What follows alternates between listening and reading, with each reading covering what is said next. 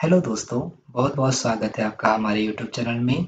आज का ये वीडियो सिर्फ़ उनके लिए होने वाला है, जो बेल्ट्रॉन में डेटा एंट्री ऑपरेटर या स्टेनोग्राफ़र की तैयारी कर रहे हैं। तो मैं आशा करता हूँ दोस्तों कि इस वीडियो को आप कंप्लीट देखेंगे, बिना स्किप किए हुए तथा जिस क्वेश्चन का आंसर आपको मालूम हो, उसे आप कमेंट बॉक्स में लिखेंगे। तो आज का ये वीडियो बिना देर किए हुए एक छोटे से इंट्रो के साथ शुरू करते हैं।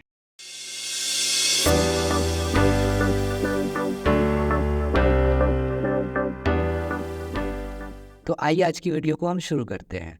आज का वीडियो पिछली वीडियो का सेकेंड पार्ट है। अगर आपने पिछली वीडियो को नहीं देखा है तो मैं आशा करता हूं कि आप इस वीडियो को देखने के बाद पिछली वीडियो को देख लेंगे, या इस वीडियो को रोककर अभी पहले आप पिछली वीडियो को ख़त्म करें, फिर आप इस वीडियो पे आएँ।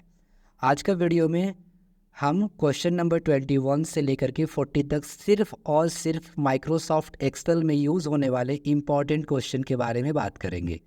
यह वीडियो सिर्फ एक्सेल के बारे में होने वाला है और आपको पता होना चाहिए कि डेटा एंट्री या बैंक पीओ किसी के भी एग्ज़ाम में एक्सेल से सबसे ज़्यादा क्वेश्चंस आते हैं। तो आज का यह वीडियो हम शुरू करते हैं। आज का क्वेश्चन का सबसे पहला क्वेश्चन है, एक्सेल में ऑटो सम के लिए क्या बटन दबाना पड़ता है? Alt S, control A, alt equal to, control plus S. तो मैं आपको बता दूं कि इसका right answer option C alt plus equal to होगा। अगर आपने बहुत सारे नंबर को ले रखा है और आपको उसका सम निकालना है तो आप इस शॉर्टकट का यूज़ करेंगे। मैं आपको करके दिखा देता हूँ, थोड़ा सा आप वीडियो में बने रहें। यहाँ आप देख सकते हैं, अभी मैं अपने एक्सेल को खोल रहा हूँ। एक्सेल को खोलने के बाद सपोज़ यहाँ पर मैंने कुछ रैंडम नंबर ले लिया और मुझे इन सभी का सम निकालना है। तो मैं यहाँ पर सभी नंबर को सिलेक्ट करूँगा और एक आगे सेल तक जाऊँगा सिलेक्शन को लेकर के, और यहाँ पे अल्ट और इक्वल टू प्रेस करूँगा।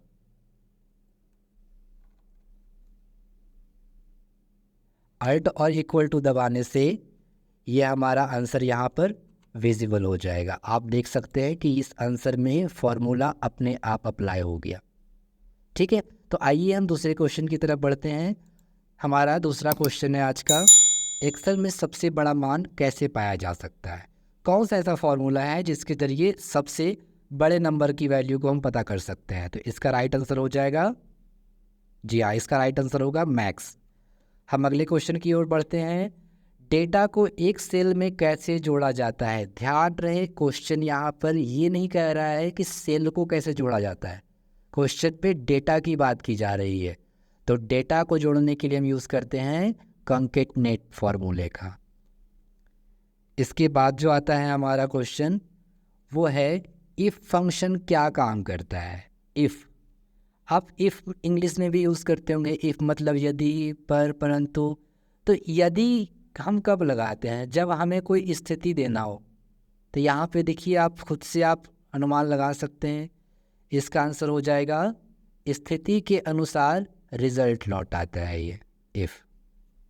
इसके बाद का क्वेश्चन है, पेस्ट स्पेशल के लिए कौन सा कीबोर्ड शॉर्टकट है?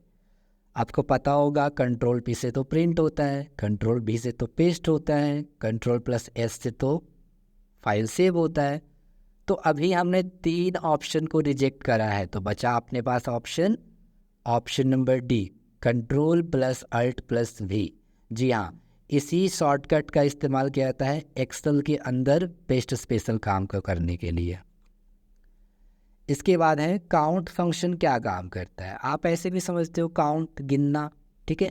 तो यहाँ पे क्या है, सेल्स की संख्या गिनता है ये। जी हाँ, ये सेल की काउंटिंग करता है, ठीक है। तो यहाँ तक आपको समझ में आ रही है बात? तो अब हम अगले क्वेश्चन की ओर बढ़ेंगे। अगला है, चार्ट कैसे बनाया जाता है? दैट मीन्स चार्ट अगर हमें लाना हो अपने एक्सेल में तो हम कैसे लाएंगे? तो चार्ट लाने के लिए हम इंसर्ट टैब में जाते हैं और उसके अंदर हमें चार्ट दिखाई देता है। जैसे आप यहाँ पे देख सकते हैं, हमने इंसर्ट पे आया, इंसर्ट पर आने के बाद आप यहाँ पे देख सकते हैं, यहाँ बहुत सारे टाइप के चार्ट्स दिख रहे हैं आपको। तो ये जो चार्ट ऑप्शन होता है, ये सिर्फ और सिर्फ इंसर्ट टैब के अंदर से ही हम ला सकते हैं। अगला क्वेश्चन है, एवरेज फंक्शन क्या करता है? एवरेज फंक्शन तो इसका ऑप्शन है संख्याओं का औसत निकालता है, सबसे बड़ा मान खोजता है, लंबवत रूप से मान खोजता है, संख्याओं का योग निकालता है। तो इसका राइट आंसर हो जाएगा संख्याओं का औसत निकालता है, ये एवरेज निकालने का काम करता है। इसके बाद का क्वेश्चन है सेल्स को एडिटिंग किए जाने से कैसे बचाया जाता है? अगर हम अपने सेल्स में नहीं चाहते कोई किसी तरह का एडिट कर पाए तो हम क्या करेंगे? तो इसके लिए हम लॉक सेल का यूज़ करेंगे। अगर सेल की सिर्फ बात की जा रही है तो हम लॉक सेल का यूज़ करेंगे। अगर पूरे सीट की बात की जा रही है, अगर मान लो क्वेश्चन रहता कि वर्कशीट को एडिटिंग किए जाने से कैसे बचाया जा सकता है, तो इसका राइट आंसर होता प्रोटेक्ट सीट। आप ऑप्शन से भी आप समझ सकते हैं, ठीक है।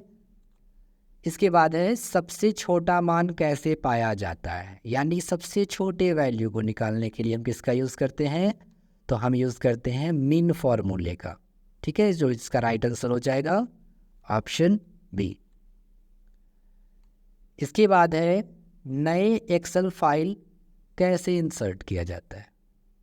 ध्यान रहे, आप फिर से समझिएगा, नए एक्सेल फाइल को कैसे लाया जाता है। तो यहाँ पे है control plus shift plus N, control plus N, alt plus N, control plus shift plus W. तो यहाँ मैं आपको बता दूँ कि नई फाइल चाहे आपको MS वर्ड में, पावर पॉइंट में, एक्सेल में, किसी में भी लाना हो तो आप कंट्रोल और एन का यूज़ करते हैं, ठीक है। तो हम आगे बढ़ेंगे। इसके बाद है हमारा काउंट इफ फंक्शन क्या काम करता है। अब देखिए यहाँ पे दो चीज़ें, आप इस फॉर्मूले को अगर तोड़ तोड़ के पढ़ेंगे तो आपको समझ में आएगा। काउंट मतलब गिनती करना और इफ मतलब यदि।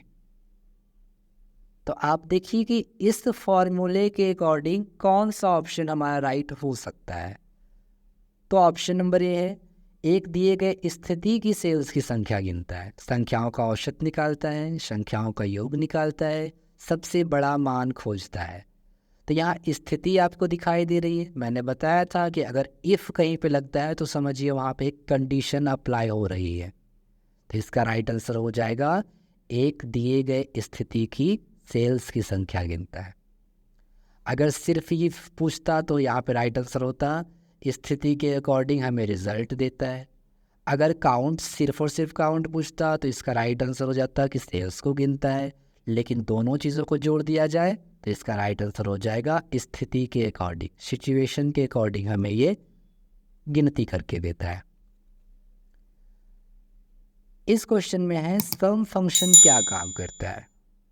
आई होप नहीं, मुझे भरोसा है कि आपको इसका आंसर पता है। तो अगर आपको पता है तो आप कमेंट बॉक्स में लिख सकते हैं। क्या आपने लिख दिया? हाँ जी। इसका राइट आंसर हो जाएगा संख्याओं का योग निकालता है ये संख्या जो भी होती है उस सबको सम करके यानी जोड़ करके देता है। एक्सेल में फिल्टर कैसे लगाया जाता है? एक्सेल में फिल्टर दो ही जगह से लगा सकते हैं, या तो होम टैब से या डेटा टैब से। तो आप यहाँ पे देख सकते हैं, मैं आपको स्क्रीन पे दिखाता हूँ। यहाँ पर आप अगर ध्यान देंगे तो यहाँ पे हम आ जाए होम टैब के अंदर, तो आप यहाँ पे देख सकते हैं, आपको यहाँ पे फ़िल्टर ऑप्शन दिखाई दे रहा होगा। आई थिंक ये रहा फ़िल्टर।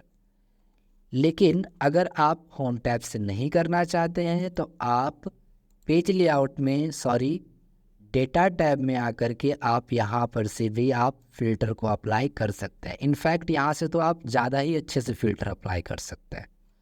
तो अभी आपको पता चल गया, तो इस ऑप्शन के अकॉर्डिंग राइट आंसर हो जाएगा हमारा डेटा के बाद हम फिल्टर ऐड कर सकते हैं। इसके बाद है एक्सेल में विभिन्न फाइल्स को एक ही विंडो में कैसे खोला जाता है। ध्यान रहे, क्वेश्चन में कह रहा है कैसे खोला जाता है, ना कि कैसे अरेंज किया जाता है।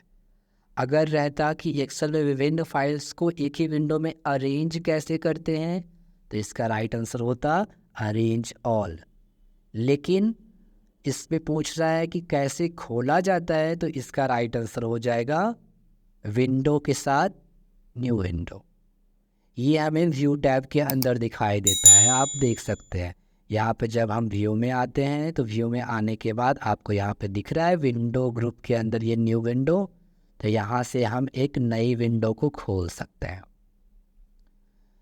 तो विंडो जो रहता है अगर अरेंज करना हो तो अरेंज ऑल, अगर दो भाग में बांटना हो या तोड़ना हो तो स्प्लिट, अगर खोलना हो तो न्यू विंडो, और रो या कॉलम को फिक्स करना हो ताकि हम जो भी वैल्यू एंट्री करते रहे उसका हेडिंग हमें प्रॉपर रूप से दिखाई दे, तो इसके लिए होता है फ्रीज पेन्स। इसके बाद है एक्सेल में डेटा को कैसे सॉर्ट किया जाता है। अभी मैंने कुछ देर पहले ही करके दिखाया था आपको, जहाँ से फिल्टर हुआ था अप्लाई, सेम उसी लोकेशन पे सॉर्ट भी होता है। सॉर्ट भी दो जगह से कर सकते हैं, या तो होम टैब से या फिर डेटा टैब से। आप देख सकते हैं होम टैब में अगर हम आते हैं तो हमें ये दिखाई दिया, ये रहा कस्टम सॉर्ट, शॉर्ट, यहाँ से कर सकते हैं। नहीं तो हम डेटा में आते हैं और आप यहाँ से भी सॉर्ट का काम कर सकते हैं। दोनों ऑप्शन सेम ही है और दोनों से हम सेम फंक्शन का काम करते हैं। इसके बाद कह रहा है एक्सेल में सम इफ फंक्शन क्या काम करता है। अब देखिए आप अंदाज़ा लगा सकते हैं, सम मतलब जोड़ना, समराइज करना डेटा को, और इफ़ का यूज़ करते हैं हम कोई कंडीशन पे। तो इसका राइट आंसर हो जाएगा विशिष्ट मानों को योग करता है। विशिष्ट मतलब स्पेशल, जो स्पेशल कैटेगरी की चीज़ें हम डालते हैं उसका ये सिर्फ और सिर्फ एडिशन निकालता है बस। अगर पूछता कि सिर्फ और सिर्फ कि अगर ये सम क्या करता है तो बस जोड़ने का काम करता है, योग करने का काम करता है। लेकिन अगर सम इफ आ गया तो मतलब कंडीशन लग गया यहाँ पे। इसके बाद का क्वेश्चन है एक्सेल में स्प्रेडशीट का डिफ़ॉल्ट नाम क्या होता है। ध्यान रहे स्प्रेडशीट का बोल रहा है ये, तो स्प्रेडशीट का नाम शीट 1 होगा। अगर पूछता कि बुक का नाम क्या होता है तो आप वर्क बुक रख सकते थे, आप यहाँ पे वर्क बुक सोच सकते थे, आप बुक 1 सोच सकते थे, लेकिन सिर्फ और सिर्फ स्प्रेडशीट की बात की जा रही है, तो यहाँ पे राइट आंसर हो जाएगा शीट 1। इसके बाद का है एक्सेल में हेल्प फीचर तक पहुँचने के लिए। आई होप कि आपको फंक्शन की शॉर्टकट याद होगा, और अगर याद होगा तो हमारे फंक्शन की शॉर्टकट में सबसे पहला शॉर्टकट आने वाला F1, जिससे गेट हेल्प होता है। तो ये गेट हेल्प सभी जगह पे काम करता है, चाहे विंडो में काम करना हो, MS वर्ड में हो, एक्सेल में हो, पावर पॉइंट में हो। तो राइट आंसर हो जाएगा ऑप्शन ए F1। इसके बाद का और आज का सबसे लास्ट क्वेश्चन है एक्सेल में फॉर्मूलाज कौन से टैब के अंतर्गत होते हैं। अब बताइए, यहाँ पर तो आपको ऑप्शन में ही आंसर मिल रहा है, इसका राइट आंसर हो जाएगा फॉर्मूलाज। क्या आपको ये सब क्वेश्चन का आंसर पता था, और अगर पता था तो कितने क्वेश्चन का आंसर आपको पता था, आप कमेंट बॉक्स में लिख सकते हैं। और हमारे आप फेसबुक पेज और इंस्टाग्राम पेज को भी चेकआउट कर सकते हैं, वहाँ पर हम आपको नई नई टेक्नोलॉजी से अवेयर करके रखते हैं। लेटेस्ट टेक्नोलॉजी में क्या चल रहा है, हमारी दुनिया में क्या चल रहा है, ये सब सारी चीज़ों की जानकारी आपको हमारे फेसबुक पेज, इंस्टाग्राम पे मिलती रहती है।